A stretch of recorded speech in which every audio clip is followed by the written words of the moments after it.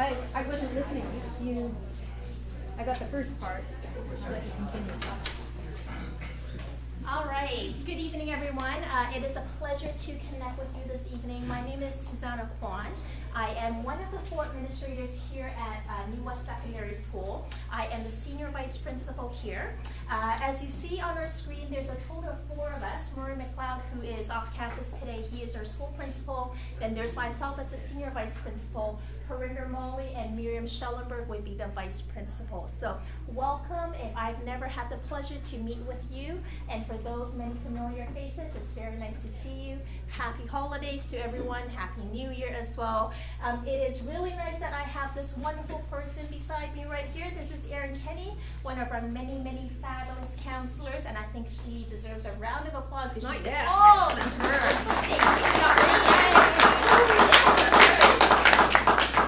But as you can see on the bottom of the screen, Erin is not the only capable member on the counseling team. We have a total of 6. We've got Marika, Matthew, Nancy, Sareka, and Jen Towers. So just a show of hands, how many parents know your child's counselor right now?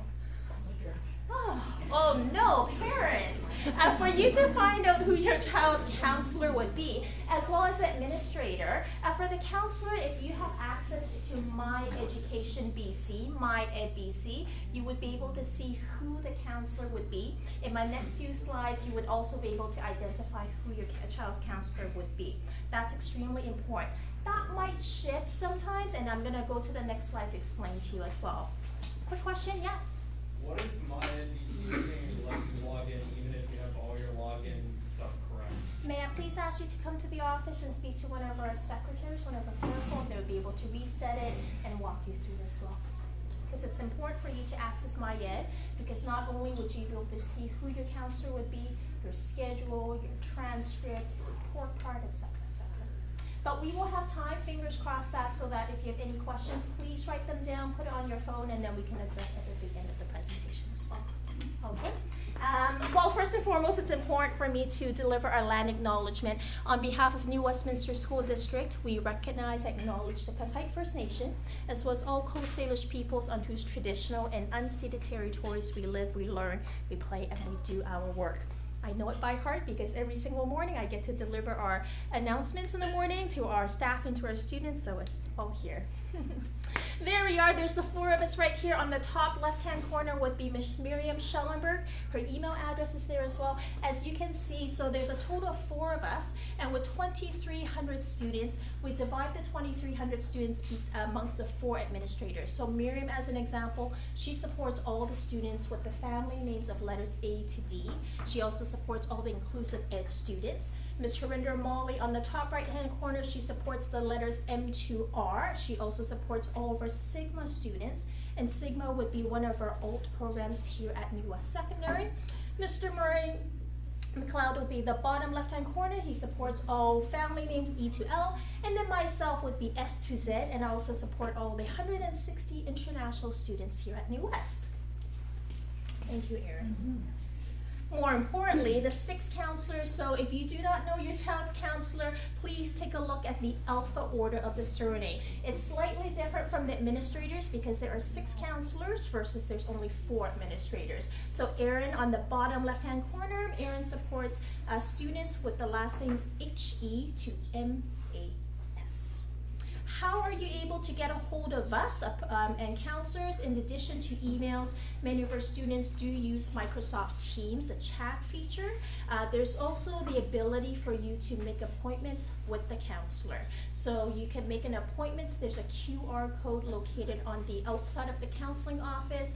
There's a way for you to also sign up through our school website, nwss.ca. And of course, during lunchtime, there are drop-in sessions. So if your child does not have an appointment, they could also just go in during lunchtime and meet with their counselor. But the purpose, the overview of tonight's presentation. It's very exciting because your child right now is in grade 9.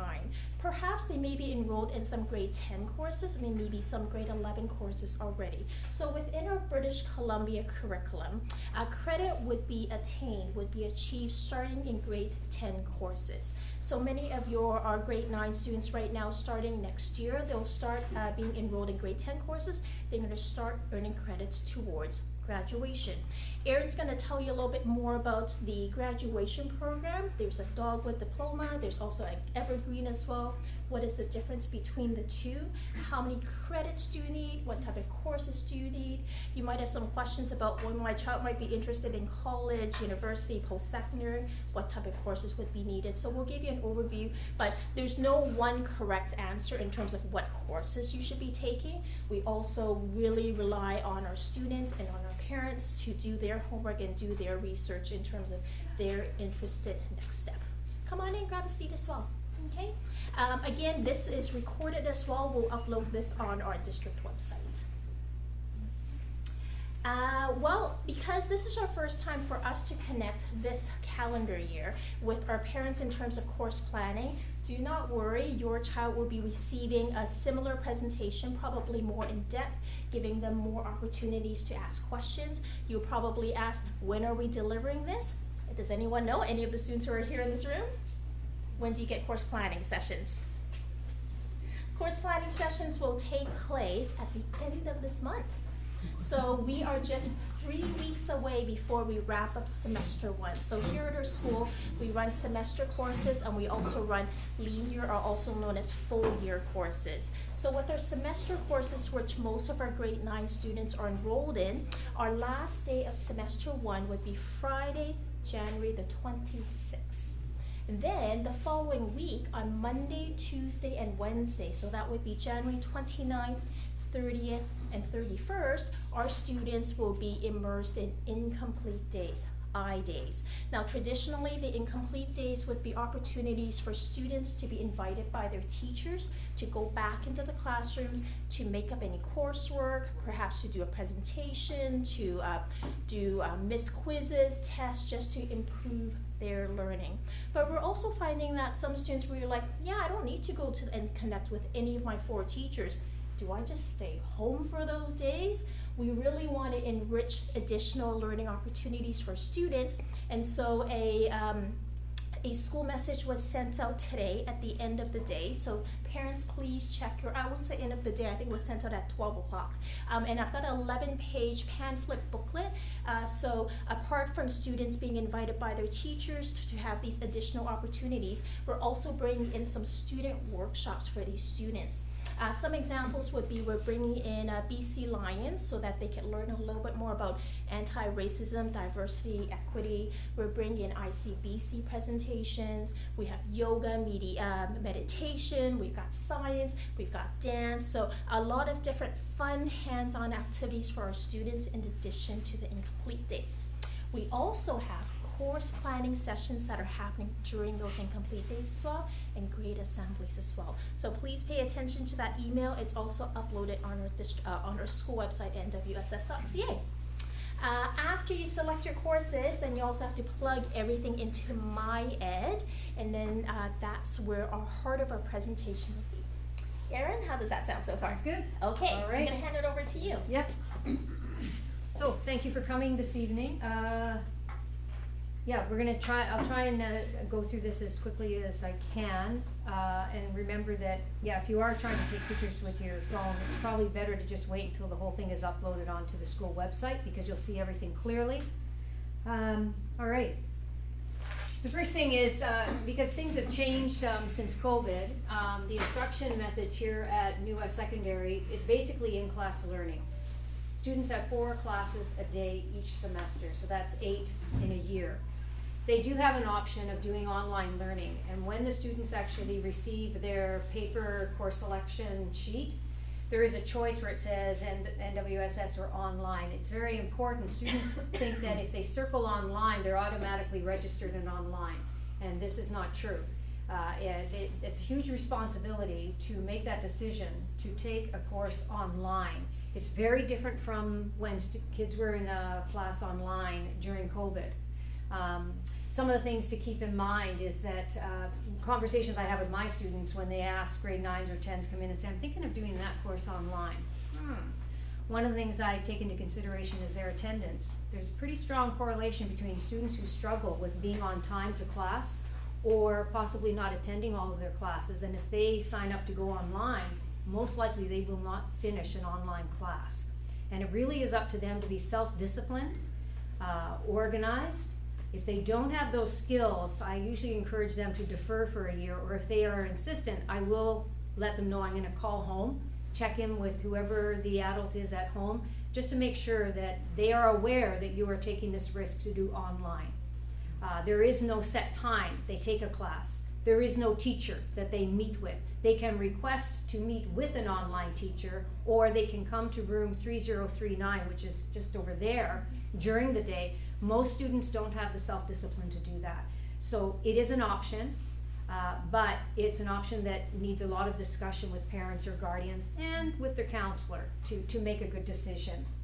So most classes are face-to-face with the option of doing online. You could end up doing 4 in-person classes during the day and an online class. That might be your 5th class during a semester. It's up to you.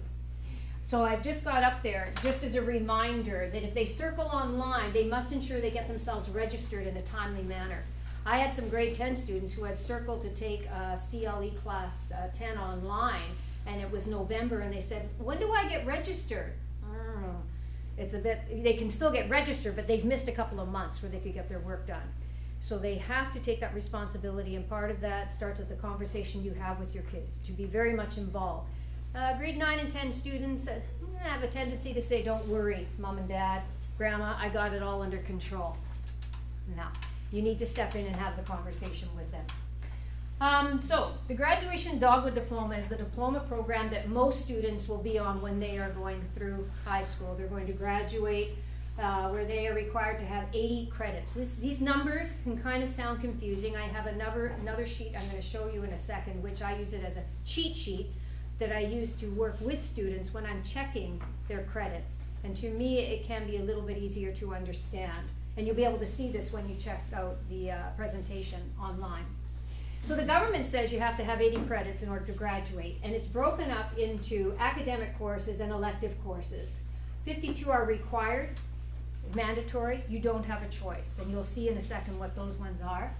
28 are elective. Those ones you have a choice as to how and when you're going to take them. French immersion students, that's a separate program, and theirs is very specific. If they miss one of their required French immersion classes, that can throw off their second dogwood. So the first one is an English dogwood, their second one is a French. So they're on a dual track. And it's really important they work closely with the counselors to make sure that they are getting all of their French immersion credits. For all students, English and French programs will be 16 credits. 4 courses must be at the grade 12 level, and you'll see that again on another chart. In addition to 80 credits, students must write provincial graduation assessments, literacy 10, numeracy 10, and literacy 12. Now the interesting thing about those, it's a requirement for graduation. It's a grade that's given where it's either 1, 2, 3, or 4. Universities are looking for the 3 or 4. And students actually have the opportunity to rewrite any of their assessments up to, well, they can write it 3 times, trying to improve that mark if they want to. Not all students do that, but it's good that they know that there's that opportunity. And also, there are some websites that you can access through the Ministry of Education which give samples of the assessments and how to prepare for them. So as parents and guardians, it's important every step of the way, be curious. You look up these things. Don't wait for your child to do it. You do it. It's always interesting when you can impress them with your knowledge about how you actually do know what's going on. So there it is, a different way. The Graduation Dogwood Diploma. I'm going to show it again in another way. So these are all what are called credited courses, except the last one here. And this is an interesting thing because the computer actually is showing the Indigenous grad requirement as a credit. But students actually don't get a credit for it. They're just required to fulfill that course before they graduate. So what happened in the past is that the government did put in different courses about Indigenous culture and history, but students were not going towards the courses, so the government changed it and said, okay, we're going to embed it in our English classes and also one of the grade 12 socials classes. So now students have a choice. They can participate in this class either through English or through a socials class, and it has to be done before grade 12. So if you have a student that says, oh my goodness, I didn't take English First Peoples in grade 10, it's okay. You can do it in grade 11, you can do it in grade 12, or you can take a socials class. Okay, so they should not be frantic. If I had some students, because we had to change some classes where they lost that this year, and we just let them know, you're going to have it, you're a priority for next year. French immersion program, 64 required course credits. These include courses from the above subject areas, but because they're doing French language and it's immersion, again, it's not negotiable. They must have everything in order to have that second dogwood. Here's my cheat sheet. To me, that's a lot easier to kind of look at. That's what I show parents and students when they come in and they say, I don't know, how many credits do I have? Okay, let's take a look at it. At the top there, you can, when you're doing English 10, the buffet may have about 5, and we're going to see that in a second, about 5 to 8 types of English 10 classes you can take. And when you pass that class, then you get that credit, 4 credits. These ones are required, they're mandatory. You have to take them before you graduate. One of the interesting things that students miss is they must finish, complete, pass grade 10 PE. You could do everything else, but if you don't pass grade 10 PE, you're not going to graduate. So you have to keep that in mind, because some students will kind of, oh, no one's mentioned that I failed it, I'll just go on to grade 11. Oh, no one's mentioned in grade 12 I failed it, and all of a sudden the alarm goes off on the computer, this student's not going to graduate. So we're constantly encouraging students to learn how to count their credits and to be accountable. So you can see there, well, you can't really, but there's PE, Education 10, their Career Life 10, and then again the electives.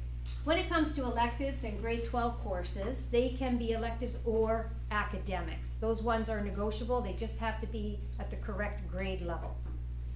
So for example, you couldn't put an English 12 class under this, because the English 12 credit is sitting up at the top. So is the math. So is, in grade 11 they have a choice between grade 11 math, grade 12 math and science, grade 11 science, or grade 12 science, and social studies is the same thing. But English, they must have their English 12. It depends on what students want to do after post-secondary.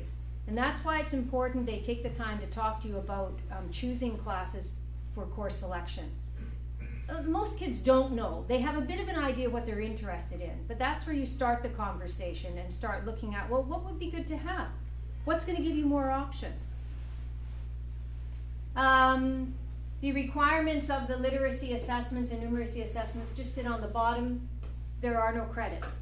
So again, I always ask my students when they come in, how many credits do you need to graduate? 80. Okay, so they know that. Well, the government says 80, but the high school is set up that if you take 8 classes in grade 10, grade 11, and grade 12, so let's see, 1 class is worth 4 credits. 4 times 8 classes a year is 32.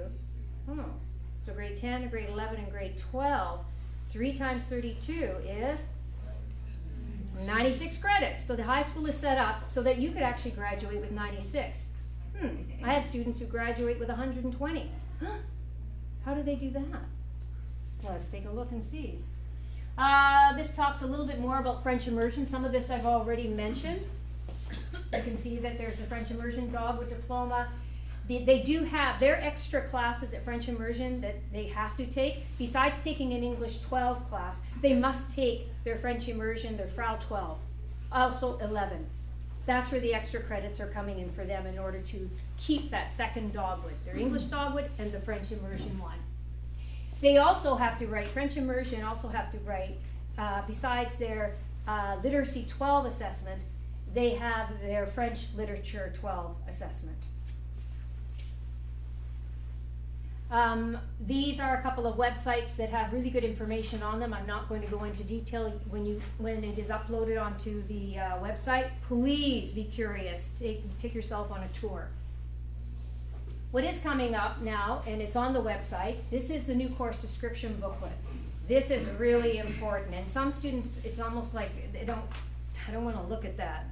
They just want to look at the short menu and kind of throw a dart and I'll take that. And it becomes a problem. You want to have discussions over the next while about what they're interested in. It's really important. Also in that course handout, you will see required courses. This is tiny, hard to see, but you'll be able to see it obviously when you look online. It shows grade 9, grade 10, grade 11, and grade 12. And what happens, one of the big changes, obviously in grade 9, you don't get a lot of choices. You feel like you got choices, you don't get a lot of choices. Grade 10, it gets a little bit better. And in fact, in grade 10, it's going to loosen up a bit because the career life education will be online. I don't have to take it in a classroom. No, that means there's extra room for you to take an elective. But if you're not very self-disciplined doing online classes, it's going to be tough. So it's going to be mandatory that you take your CLE, Career Life Education 10, online. Now, there's a little bit of a catch there. I've got grade 9 students who are saying, online? Can I do that in the summer? You can. And then you don't have to do it in grade 10. Oh, that's interesting. Okay. Grade 11, you really only have 4 courses you must take if you're doing just the regular Dogwood. You've got your English, your math, your socials, and your science. Grade 12, even less. Unless you decided that you're going directly into university, basically you just need your English 12, and you do your assessments, and you do what's called CLC 12, but that's done online. So your schedule opens up more. You have more opportunities towards the end. But with that comes responsibility in making sure you choose classes that are going to allow you to do things after grade 12. And it is a conversation, it has to be ongoing. It shouldn't be done just in grade 12. You start now, you start it in little bits, and you ask, what do you think about that? Do you agree? Disagree? And then you wait a little bit and go back later. So, when we look at going into grade 10, there is the buffet for English 10. How do you even start? You go to the course description. Students will come in and say to me, Miss Kenny, well, what exactly is New Media 10? And I tell them, well, you want my version where I may lie, or shall we look in the book? And then they say, well, let's look in the book. So then I open up the book and I hand it to them. That's a good thing, huh? Get them to read it and then sometimes I'll read it out loud to them. That's important. We miss a lot of stuff if we read it silently. You read it out loud, all of a sudden they hear things. Oh, no, I don't like that. Well, tell me about that. And then they can explain why. And it's actually a good technique. They're narrowing down why they don't want to take something, or they do. So, there's the English First Peoples spoken language, English First Peoples writing. So students can get that grad requirement done in grade 10 if they choose to. And again, if you would not want to know the details, look in the course booklet. English First Peoples honors. I'm going to talk about any honors classes shortly. You'll see it in math, socials, science, English. So watch carefully. Most students will be choosing, they won't be choosing the honors, they will be choosing everything above. Okay? Social studies. That's it. Really, it's one thing. Social's 10. That's it. Kind of like grade 9 over again. Math 10. Kind of the same, but this one I'm going to talk a little bit more about because this is really important to understand. In middle school, kids are they move along. They're yeah, here we go, and you don't do well in the class, it's okay, let's keep moving. It stops in grade 9. If you don't do well or you fail, you stop. Because we cannot have you continuing to go forward unless you've got enough skills, okay? So, here you have what's called Workplace Math 10. It separates, and you're going to see the visual in a moment, and then Foundations and Pre-Calculus 10 or Math 10 Honors. So this is what it looks like. All students coming into New West are taking Math 9. That's it. They don't get a choice. Math 9. From there, if you look at the report card carefully or through email communication with teachers, At the end of the semester, they're going to give you, or hopefully even earlier, especially if your child is, getting incomplete evidence reports or whatever, you know that things are not going well. The teacher will probably make a recommendation in the report card, because the report card, as I say to my students, is a legal document, to say we recommend that you perhaps go to workplace math, because they want you to be successful. If you go to workplace math, that's down a different path. Students who go down that path are eligible after high school for college and trades. This is a good thing. Some people think, oh, it's the end of the world. No, it's a good thing to be able to make choices that help you to use your strengths. Or they may make the recommendation that you go to Foundations of Pre-Calc 10. You need a minimum of C+ to possibly do well in that class. I have students that say, forget it, I've got C, I'm going into Pre-Calc 10. Okay, the teachers have recommended this, that you go to workplace, but if you put your foot down and say, I'm going to Pre-Calc 10, then you are taking that risk. And that's okay, that's part of growing up and making those decisions, but you do it with parents, and that's where we try to get on the phone, the counselors do, and just double check with parents, you realize the risk they're taking. Then you go down this path, and yes, it is towards university, colleges, and trades, but I've had students that have gone from Math 9 over to Workplace Math 10 and have said, I've changed my mind, there's something I want to do next to university, I need the Pre-Calc 10, Ms. Kenny, can I just go over there?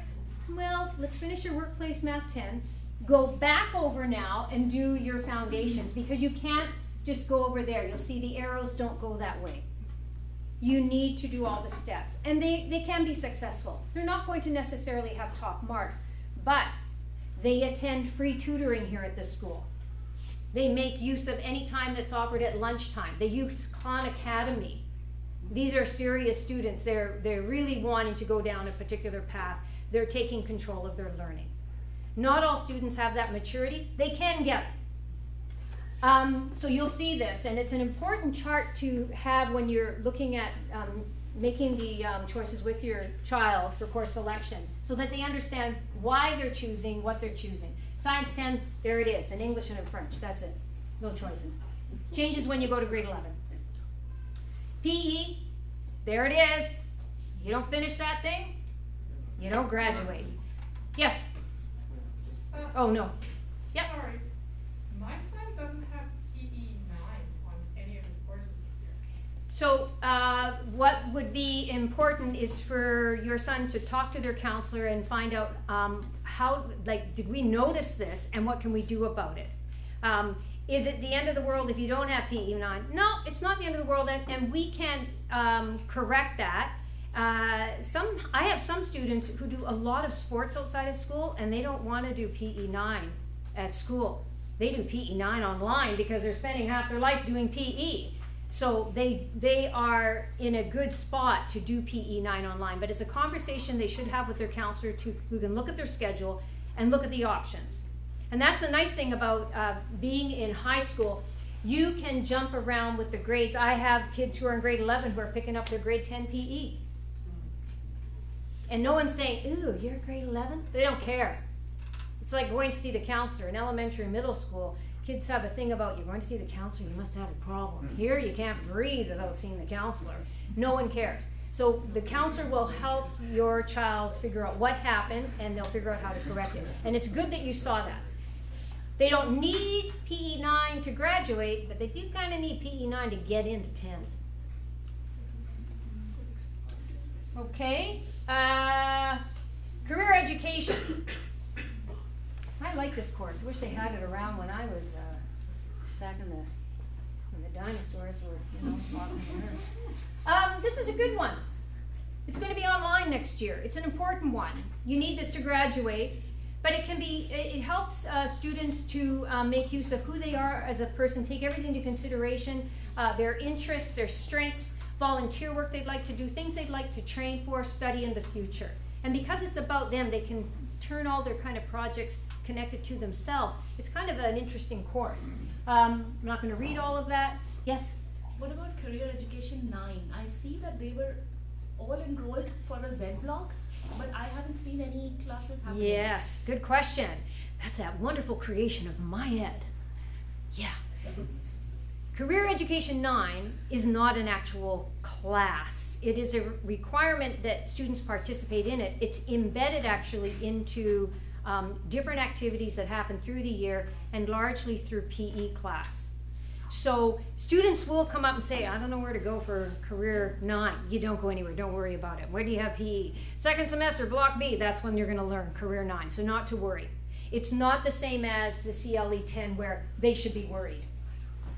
But Career 9, don't worry about it. The other thing too, I will mention, and I don't know if they're gonna fix that on my ed, but when students choose their grade 10 English class, it's an odd thing. It comes up as 2 credits, which drives kids and counselors and other people crazy.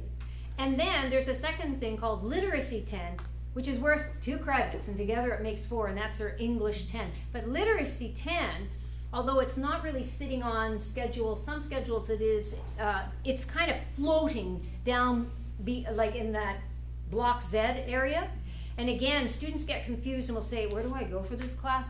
Don't worry about it. When are you taking English 10? I take it in semester 1, Block D. That's when you're doing literacy, the same time. It's just the way the computer presents it. So, and if you ever get confused or you're worried about something, just send the counselor a question. Send them an email. You're not bothering us. We will reach out to you as quickly as we can.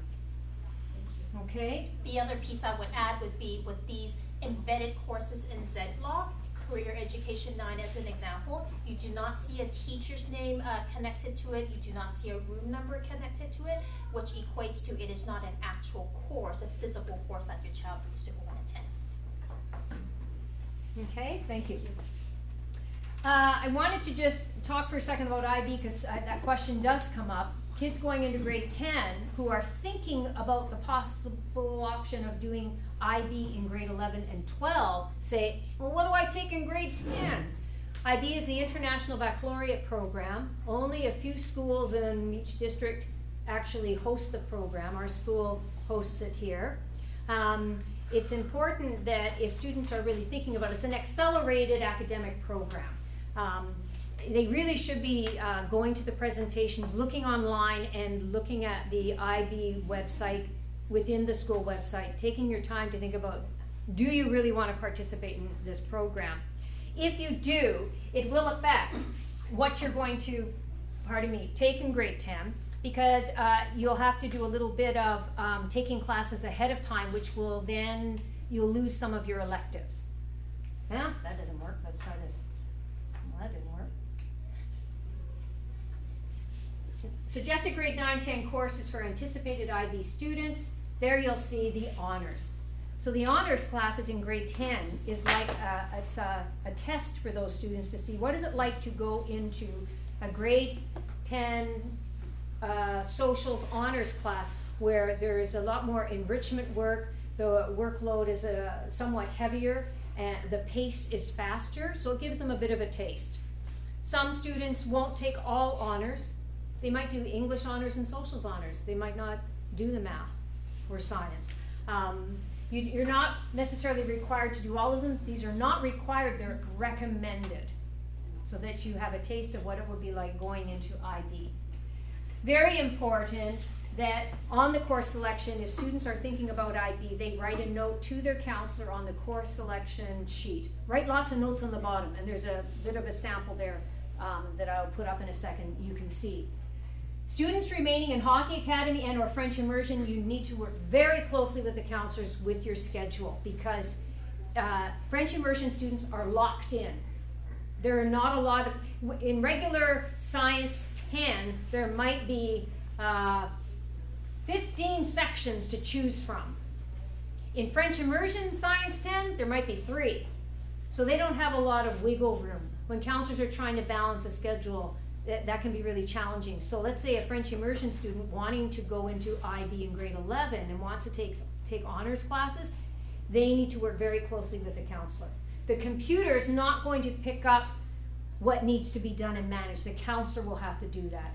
And so it's up to students to write notes to their counselors and say, please look at this carefully. I really want to do this. I need your help. These are just samples for Arts Education 10 and or Applied Design Skills and Technologies. Students are only required to have one of these courses to fulfill their graduation requirement.